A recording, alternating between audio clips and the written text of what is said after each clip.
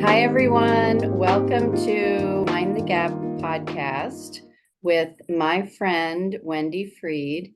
And this is take two because the first one I didn't love. We had a little bit of interference the first time, and we're probably going to have some again this time. But hang in there, stick with us because it's going to be a great podcast with some great info that I think you're going to be interested in regarding retirement, approaching retirement, when you kind of start to understand when it might be time to retire, and then building a life after retirement. So that's kind of crossing that gap between pre-retirement and then creating a life of meaning post-retirement. So I'm going to let my friend Wendy's superpower, which is we're going to save for another podcast, is making really deep connections with friends. She has many, many very good friends, and I am honored to have her on my podcast as my very first guest. So Wendy, please tell us about your career that you had. I know you've had several iterations of career.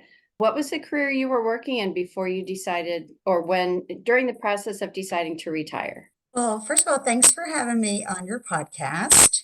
And to answer your question, I've worked in marketing for about 35 years, and as Lisa said, different iterations. The most recent and my last was at a large insurance company and with one large client. And we sold Medicare supplement insurance to those over 65 for Medicare supplement insurance, and then insurance in general for those over 55.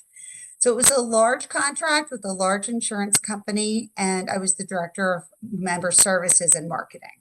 So I've worked in marketing for many years. Quite a bit of experience in insurance.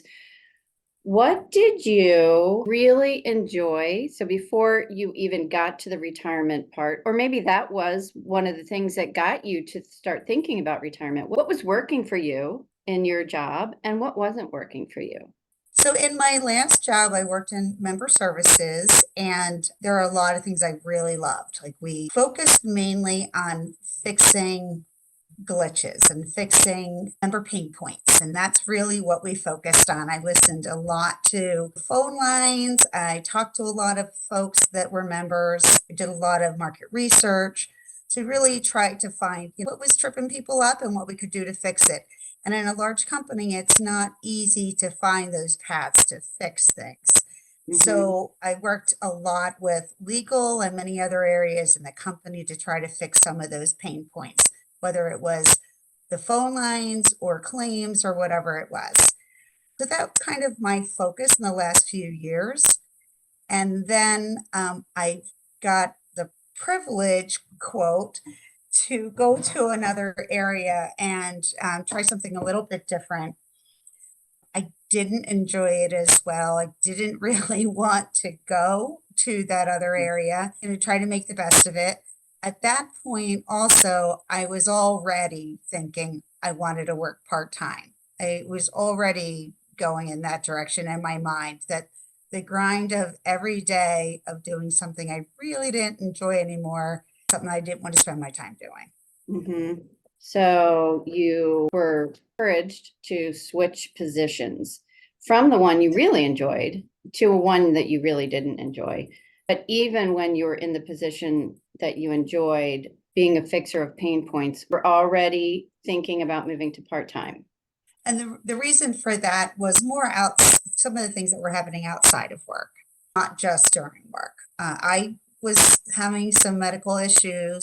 My mother was sick at that time. She was 89 at that point. My father had passed away several years before that. So I had become her person and her caretaker to an extent, and my husband, of course. And so between, me coming in and out of surgeries and trying to juggle full-time work with that, especially with a newer group that I didn't know as well, with a job I didn't know as well, I felt like I was stumbling a bit. I wasn't that A-plus employee that I had thought I always was. And it just became a little bit more than I wanted to juggle. So then you didn't love your job. You had a lot going on outside of your job. What was the tipping point from you deciding to go part-time? And was it in stages? You're like, I'm going part-time, and then you worked part-time, and then you retired? How did that work out? No, it didn't work out that way. Actually, that was the intention. Okay. So I wasn't ready to necessarily quit work. I had some fears about that. I had some fears about financial fears, right? Talked a lot to my husband about that, where we were financially. We had met with financial advisors years before and ongoing. So I knew kind of we were okay there. I was kind of worried too if I wasn't working. Like, who are you? What do you do? And just the first question somebody asks you, what do you do? Mm-hmm. Well, nothing. I don't know. That was tripping me up a little bit. What happens after that? What do you do with your time? How do you identify yourself? And how do you exercise your brain if you're not working? Like, how do you stay sharp and especially as we're aging? And how do you Mm-hmm. stay involved and have that purpose? So I had a number of things going through my head at that Mm-hmm. time. So I wasn't looking to just quit. I was looking to go part time. I had many years of walking around knowledge with many different areas of the company because of my prior role. So I knew a lot of people and I knew a lot of the pain points and I knew a lot of the projects that had to be done that were large projects. And so I did some work. So I did some research. I wrote a proposal. I determined a couple projects that I knew needed to be done. The client knew that had to be done. So I went to a couple people that I'd worked with before, a couple of vice presidents, and showed them what I had and said, this is what I propose. I would run it. I would do it part time. I'll commit to 2 years. And they bought in. They liked it. They loved the proposal. They went to the client. The client said, "Yep, we want it." So the wheels were in motion then for me Yeah. to leave the full-time job on the other arm of the company and move to this part-time position. So that was October. Okay. Wait, was this part-time position back with fixing people's pain points, or was it related to It's that? actually, it was related to that, but it Uh-huh. was, so I would no longer have been in marketing at all. I would have worked Oh, with a different, totally different arm of the company that was more about printing letters and systems and that type of stuff. There okay. were a lot of pain points with that. Okay. But Got because I worked with fixing pain points, I was very aware of the problem. I got had it. worked with other people in that area. So that's kind of what I proposed. They bought Okay. in. Am I moving too fast? No, I'm writing Okay. it down. So they said that was in October. Okay. And then I was already getting a little itchy for not loving what I was doing and not wanting to do that. I didn't want to work full time. I was working 50 hours a week, every week, driving a half hour back to work, and it was draining. So Mm-hmm. I didn't want to do the grind anymore. So that was October. That was proposed. It was picked up by the client. It was proposed to my current boss at that point. Yes, we'll make this switch. Now, fast forward to March, still no change. Oh So gosh. I approached my boss, my current boss at that time, and said, I need to move on. They're waiting, the client's waiting for this to start. Mm-hmm. I'm not going to work much past 2 years, and I'm already TikTok into that now. Right. So I was concerned about that. Talked a lot to my husband about it. They were dragging their feet. Well, then it was we need to hire somebody. There was no push to hire anybody to replace me. Okay. So it kind of just dragged on, as often happens in very large companies. Yep. Yep. Okay. So they weren't hiring. There wasn't a real push to hire, which if they had been sincere, I suppose they could have started the year before in maybe October or November. So then was this the tipping point between you talking to your boss saying, "Hey, what's happening? The time is ticking. I'm not going to last, I'm not going to work beyond 2 more years." What happened next? So, meanwhile, in that time is when I became ill. and I had a couple surgeries Okay. during that time. So that started in October. I was in and out of the hospital in November. My mom was very sick with colon cancer. She was in and out of the hospital. And I was just feeling really pulled in many directions and more and more Overwhelming. frustrated. Yeah, Hmm. and just more and more frustrated. My husband was great. I mean, he kept saying, if this isn't working, what's next? And Hmm. so the tipping point was I was at work one morning, had a long conversation with my husband the weekend before, and I thought, I'm just going to go on the computer and see what you do to retire. Process. Okay. And it's really just a few clicks on the website for employees. You would So think it would be a little harder than that to retire. you would think. And now I had already done research before. I knew what we were going to do about insurance. I knew what our money was like. I had done the background work. So it wasn't like I just went in and willy-nilly retired. So to go back to your fears, you kind of covered the financial fear, the identity. I don't know if you had thought about that time, what would you do with your time? And then what would you do to keep your brain engaged? Had you thought through all of those factors or mostly just financial and insurance? I had not. I mostly thought about the financial. And Okay. honestly, what happened that morning too is I had put in another call to the VP and my boss and said, when is this switch going to happen? Mm-hmm. And I had gotten pushed off again by my current boss. Okay. And a VP who was running this project was getting very frustrated. He was making calls as well. So I thought, you know what? This isn't happening and I'm just too frustrated right now. So I went on and honest to goodness, 3 clicks later, I hit enter and I thought, oh my gosh, I just retired. I put in a date. I called my husband and said, oh my gosh, I just retired. And he said, well, how does it feel? And I said, it feels great. So you were ready. I was. I was. So I Yeah. called my boss quickly, my current boss, and said, so you're going to get an email that I just retired. And what did she or he say? She was good. She was a little shocked. And first thing she said, well, you're leaving us in a lurch. And I was like, well, I'm really not because he had 6 months warning. Sure, Really not. sure. So True. then I had to call the VP and tell them that I had retired, that I wasn't going to do the part time. And there was some back and forth of like, can we backtrack on what you just did here? Yeah. Let's make this not happen. Hmm. But at that point, once I had pushed that enter, I was like, I'm all in. I'm ready. So you knew that you were ready to retire on some level. And then once it was done, you said you felt great. You felt so good. You didn't want to even consider going back, like I didn't. I have the didn't. conversation to go back and do this part-time job. You're like, I'm out. Right. They Uh-huh. said, we'll just erase those clicks. Like that never happened. And I said, you know what? I don't want to. So I did go through with it and I'm glad I did because at that point I needed to be elsewhere. My mom was sick. I had things to take care of outside. Yeah, so on some level you knew that.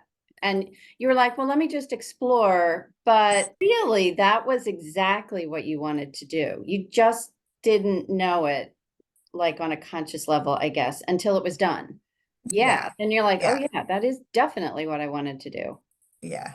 So Consciously or whatever it was. But yeah. I didn't backtrack and I could have. So Yes. obviously I wanted to go through with it. So after you extricated yourself from your company and you were finished with them, or maybe it happened even before you were done with them, what was your first step into retirement? What was the first thing you did once that was cleared? Oh, you're going to laugh because when I got a part-time job, So, very first thing I did, I spent a lot of time with my mom and I knew I would go there every day. She lived in an assisted living facility right near our home. So I did spend a lot of time with my mom, but I did get another marketing part-time job and at the YMCA's. Yes. And I did that for a little bit and liked it. But again, as many jobs will, you start getting pulled in and pulled in. I went kind of many levels down in what I had done before and Uh-huh. wanted to just be a marketing coordinator. I just wanted to go in, do a little job and leave. I didn't want to worry about it. I didn't want to check emails afterwards. I didn't want to work overtime. I just wanted to go in 20 hours a week and leave. Right. And And that checked all your boxes too. yeah, Checked yeah, your it was other, what am I going to perfect. do with my time, with my identity? How do I stay engaged, Perfect. intellectually? I mean, the Y's a great company, so it really is great. And then I started getting pulled in. They're like, "Will you speak at a board meeting?" I'm like, "Oh, here we go." Uh-huh. And which is good. I mean, it's nice to be wanted, but at the same time, now my mom was very sick and she was in the hospital. And what she went to had gone to the next level of care. So she was in assisted living Okay. as opposed to independent living. And then things kind of just went downhill. And the Y was great. They kept saying, if you don't come in, go to the hospital. And I did. And then during those early weeks of the Y, my mom passed away. Uh, So I had only been there maybe 6 weeks at that point. uh, As they were asking for a little bit more, I could only give less. yeah. You kind of checked out at that point. Yeah, I really did. Yeah, And I take a had told break. them, I'm sorry I just can't pursue this job right now. Yeah. At that point, I had a lot of arrangements to make. We had a home in Florida, which was my mother's. I had to take care of that. And, your mind's just all over the place. Mhm. So that's what I was doing at that point. And then my husband was talking about retiring. Mhm. And then he retired just 6 months after I did, not even. Okay. So all those talks were going on as well. Yeah. So that kind of worked out perfectly for the two of you to retire at the same time.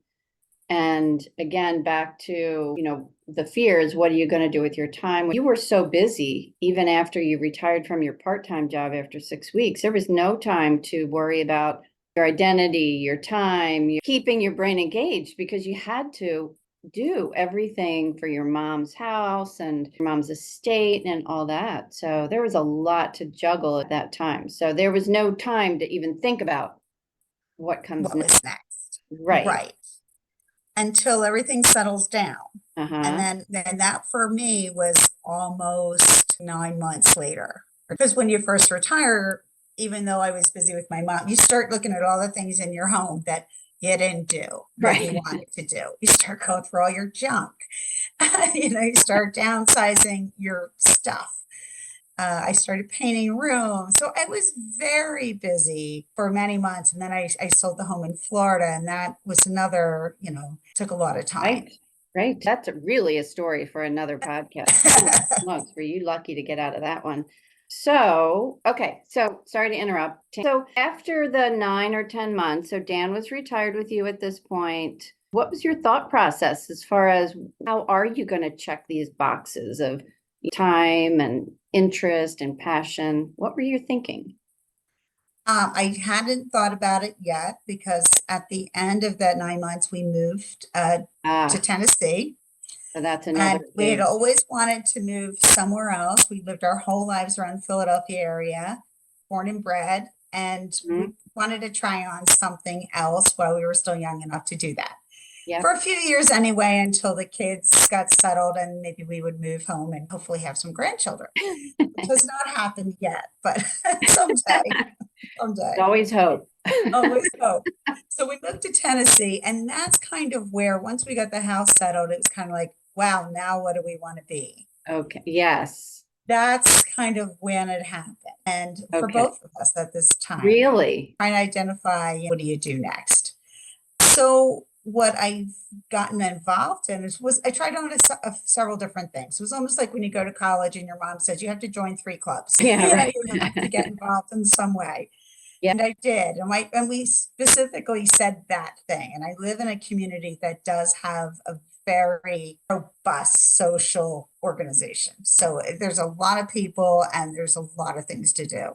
Uh-huh. But I looked outside of it too. And what I found was an organization called STAR. and Oh, it's Shangri-La Therapeutic Equestrian something. Whatever R stands for. oh, horses. You're working. Yeah, It's that horses. So it's actually disabled adults and children who have therapy with horses. cool. So I've been doing that for about a year and a half now, and I love it. So that was And one of the first things that filled your space in yes, post-retirement. Okay. right. So I got to learn something else. And before retirement, I wanted my next job to be meaningful. I want to do something, Uh-huh. whether it's a job or not, whether it's Yep. volunteer or paid. And that's what I've been lucky enough to do. And I've really spent a lot of my time volunteering, whether it's with STAR. Also, within our community, there's a group that helps older folks within the community, whether it's getting their groceries or taking them to the doctors or whatever it is they need. So I Mm-hmm. do help a gentleman and his wife, and I get their groceries every couple of weeks and take them where they need to go. Working with a women's group, which has a lot of volunteer opportunities. So I've been doing a lot of that. So, and does that check the boxes for you? The It identity, the checks a lot of time? the boxes. Uh-huh. Yeah, it checks the purpose box. It checks the keeping your mind active box. Uh-huh. I've met a ton of people doing a lot of these things. Okay. And then we take a lot of time for ourselves too, taking some trips and exploring things around this area that we didn't know about. So, yeah, So it sounds like you found a balance in life after retirement that works for you. so far. So, what advice would you give others who are somewhere in that process of either pre-contemplation, contemplation, they're in the midst of it? What's the message that you want to share with others? I think make sure you understand what your fears are that are keeping you from jumping across the Mhm. gap. And for me, it was financial and it was purpose. And it may not be for everybody, but find out what those are. And it's not too difficult to come up with that. And then if take the steps to see how you can overcome those. If it's and it might be, I can't retire for 4 more years. Okay. Well, Uh-huh. now you have a plan. Now you know that in 4 years you can. And what does that look like for you? And how would you have to live within those constraints? And that's something I was lucky enough to be married. And my husband is very financially minded. So Mhm. he has always done a lot of, I do know that we were okay within reason. Obviously, we're not running off to Hawaii every week, but within Yeah. reason. And then to see if there's a purpose. And I looked back at what did I really enjoyed. One of the part times I had jobs I had while the kids were growing up was I was a preschool teacher. Uh-huh.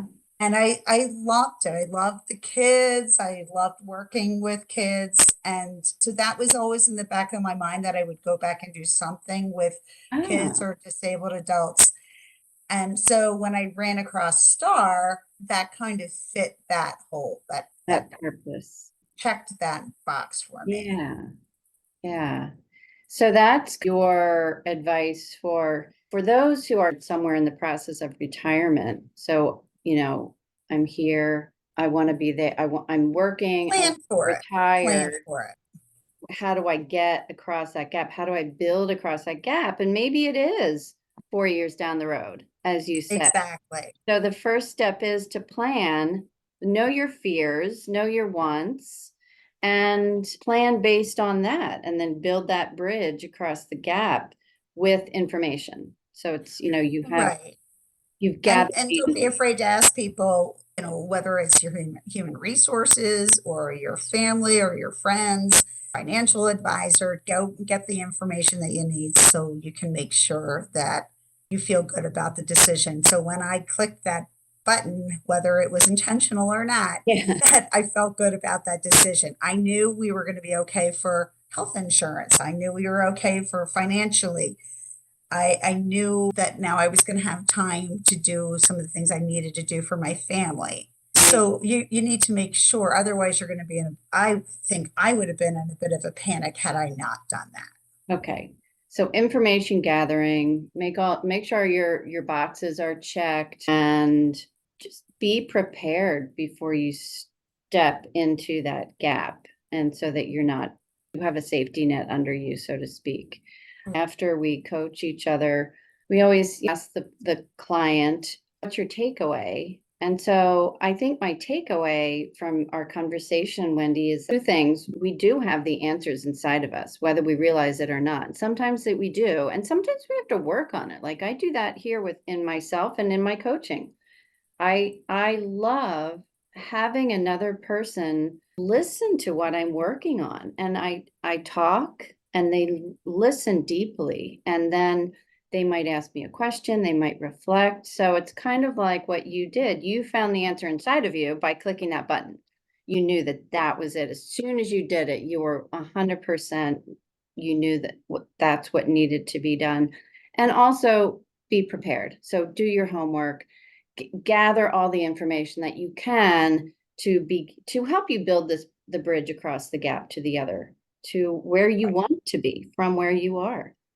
Anything else that you want to add? And then we have 4 minutes left. I'm taking a look at the clock ticking down.